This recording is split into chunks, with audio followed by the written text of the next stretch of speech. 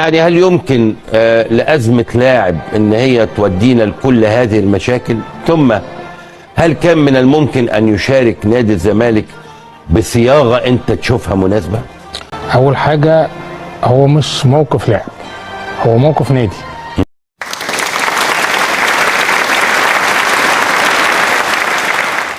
يعني هو مش ملوش علاقه بخصوص كهرباء او شناوي او اي باعتبار صاحب الواقع يعني اللي اثارت المشكله. انا هقول لحضرتك على حاجه، هو واقعه حصلت ايا كان مين المخطئ.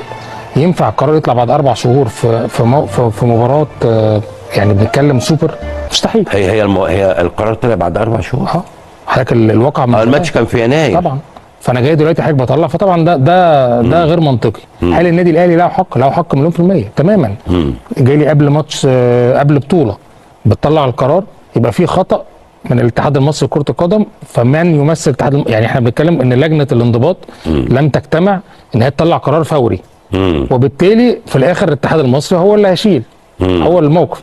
فهل ده طب هل اتحاد الكره هو المسؤول عن التاخير في القرار ولا لجنه الانضباط لم تجتمع؟ يعني بص يا كابتن، اتحدى ان احنا ايامنا ما كنا موجودين كان بيبقى في تاخير في القرار، بيطلع على طول تاني يوم ثالث يوم بالكتير قوي، وده الصح. اللجان على طول بتجتمع. يمكن المستشار سيد البنداري واللجنه المحترمه لا كان مناسب صراحه على طول.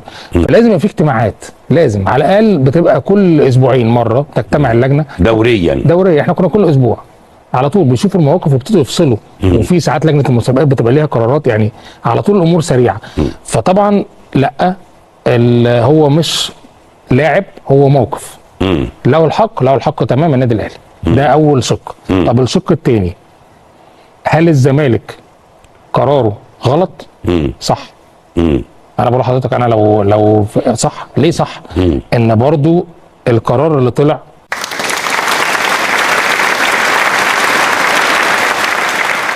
هو قرار من لجنه الانضباط بوقف لاعب. فطبعا انا عاوز اتمسك بالقرار كنادي الزمالك، يعني هم عاوزين يتمسكوا بالقرار.